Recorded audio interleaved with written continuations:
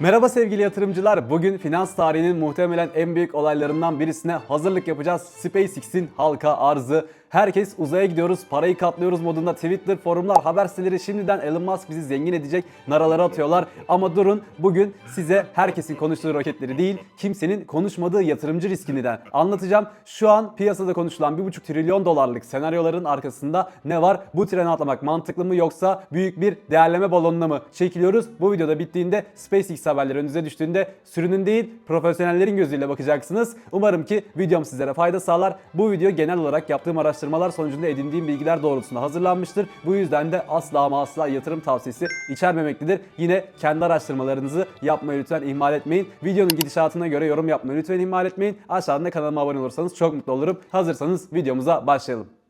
Önce durumu bir netleştirelim. Resmi bir tarih var mı? Hayır, ama finans dünyasında dedikodu fiyatı oluşturur. Şu an masadaki çok güçlü iki senaryo var. Tabii ki de başka bir şeyler de olabilir ama genel olarak yaptığım araştırmalar sonucunda çıkartmış olduğum, yani yapay zeka ile beraber çıkartmış olduğumuz iki tane kritik senaryo var. Tabii ki de birçok farklı durumda olabilir. Birincisi tam arz, SpaceX'in komple borsaya girmesi, Starlink ayrılığı, sadece internet projesi Starlink'in ayrılıp spin-off borsaya girmesi. Piyasa neden heyecanlı? Çünkü SpaceX şu an tender offer dediğimiz özel satışlarda kendini 800 milyar dolar seviyelere taşıdı. Halka arzı ise hedef 1,5 trilyon dolar. İşte tehlike burada başlıyor. Az önce bahsettiğim iki tane senaryo var. Starlink'li mi? Yani sadece Starlink mi yoksa genel olarak SpaceX mi? Yatırımcı şuna odaklanıyor. Musk yaparsa uçar, ama profesyoneller şuna bakıyor. Bu şirket bu değerlemeyi gerçekten hak ediyor mu? Yoksa gelecek 10 yılın karını şimdiden mi fiyatlıyorlar? Yani bu şekilde düşünmemiz lazım arzlara girerken. Yoksa zaten tabii ki de kaliteli büyük firmalar, yani birçok dünya çapında birçok ülkenin yapamadığı şeyleri yapıyorlar. Fakat bu fiyat gerçek bir fiyat mı diye bakmamız lazım. Çok dikkat etmemiz gereken konuda hype. SpaceX borsaya girdiğinde muhtemelen ilk gün tavan yapma ihtimali taşıyor. Yani beklentiler o yönde. Tabii ki de yatırım tavsiyesi değildir. Sürü psikolojisi devreye girecek düşünülüyor. Almalıyım, kaçıyor, ama hatırlayalım Tesla'da zamanında çok can yakmıştı. Çok kazandırmıştı. Volatilite, oynaklık, yani Elon Musk hisselerinin doğasında var. Burada risk şu: eğer şirket 1,5 trilyon dolar ile borsaya girerse bu kusursuzluk fiyatlamasıdır. Yani en ufak bir roket kazası, en ufak bir Starlink kesintisi hisseyi %20 veya 30 civarlarında veya daha da büyük veya daha az ama büyük bir, güzel bir oranda aşağı çekme ihtimali taşır.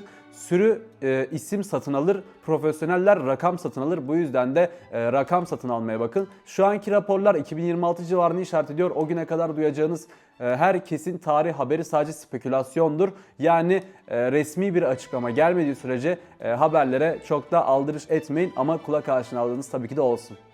Yatırımcıların unuttuğu bir şey var. Elon Musk halka açık şirket yönetmeyi çok sevmiyor. Tesla'da yaşadığı kısa vadeli kar baskısını SpaceX'te yaşamak istemiyor. Çünkü Mars hedefi 3 aylık bilançolara sığmaz. Bu yüzden de halka arz süreci aniden iptal de olabilir veya da tamamen yalan da çıkabilir. Yıllarca ertelenebilir ya da yapısı değiştirilebilir. Sırf haber çıktı diye pozisyon alanlar Musk'ın bir gece yarısı atacağı vazgeçtim tweetiyle terste kalabilirler. Twitter'ı satın almasını hatırlayalım bu konuda. Bu yüzden stratejiniz Musk ne derse o değil, şirket ne üretiyor olması lazım ve halka arzın detaylarına bakmanız lazım. Yani şirket için ne arz edildi? Starlink'ler sadece halka arz edilirse güzel bir şey.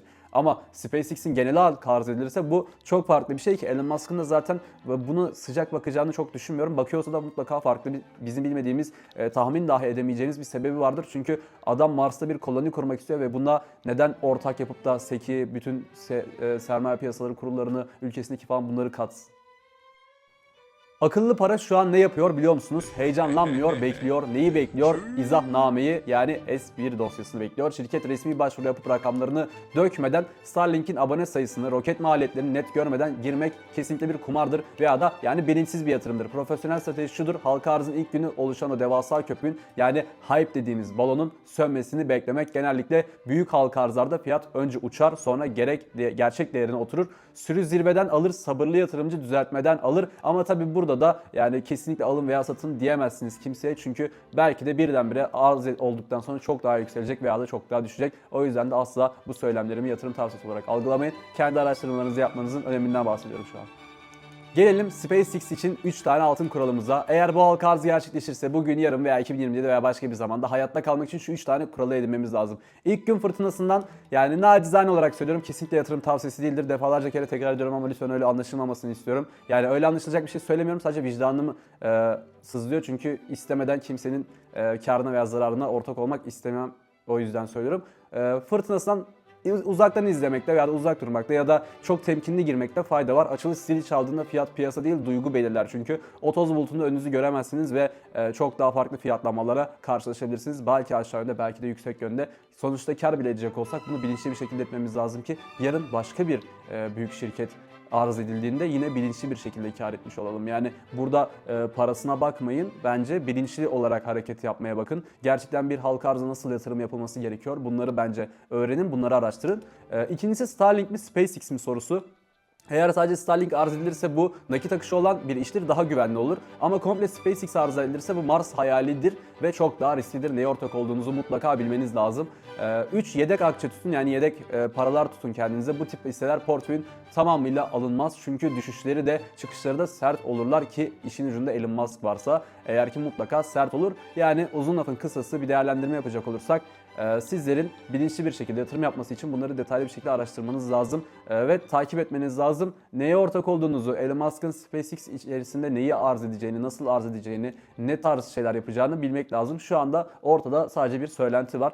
Bu söylenti gerçi bir süredir vardı zaten. Yani arada sırada böyle şeyler söyleniyorlardı ama sonuçta kesin bir açıklama gelmedi firmadan ve kesin bir açıklama gelmeden de çok da gelin güvey olmamak lazım.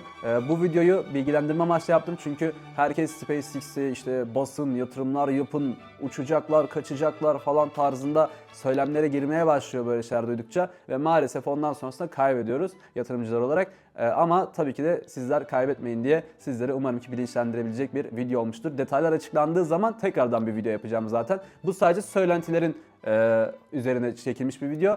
Dediğim gibi birçok veriyi aldım, topladım. Yapay zekayla güzel bir taslak haline getirdim ve oradan aldıklarımı da şu anda sizlere sunuyorum. Yani araştırmalarım sonucudur. Kesinlikle yatırım tavsiyesi değildir. Evet sevgili yatırımcılar, SpaceX ve Starlink insanlık tarihinin en heyecan verici projeleri olabilir ama iyi şirket ve ile iyi hisse aynı şey değildir. Pahalıya alınan iyi şirket kötü bir yatırımdır. Bu süreçte duyacağınız uçacak kaçacak haberlerine kulaklarınızı tıkamanızı tavsiye ederim. Bizim işimiz hayal satın almak değil, gerçeklere doğru fiyattan ortak olmaktır. Resmi açıklamalar geldiğinde, izahname yayınlandığında burada satır satır inceleyeceğiz sizinle beraber. O yüzden abone olmayı ve zili açmayı unutmayın, yani bildirimlerimi açmayı unutmayın. Çünkü o gün geldiğinde duygularınızla değil verilerle hareket etmemizi sağlayacağım. Elimden geldiğince en azından bunları konuşacağız. Peki sizce Elon Musk SpaceX'i halka açmalı mı yoksa özel mi kalmalı? Yorumlarda tartışalım. Sol tarafta çıkan videolardan da en yukarıdaki ya YouTube'un sizin için seçtiği bir video ya da en sonki videom altında finansal özgürlük için stratejiler serim var. Orada da birçok stratejiyi, birçok yatırıma dair her türden yatırımcıya hitap edecek içeriklerim mevcut. Onları da kıymetli zamanınızı çalmayacaktır. İzlemenizi tavsiye ederim. Takipte kalın. Bol kazançlar dilerim. Hoşça kalın.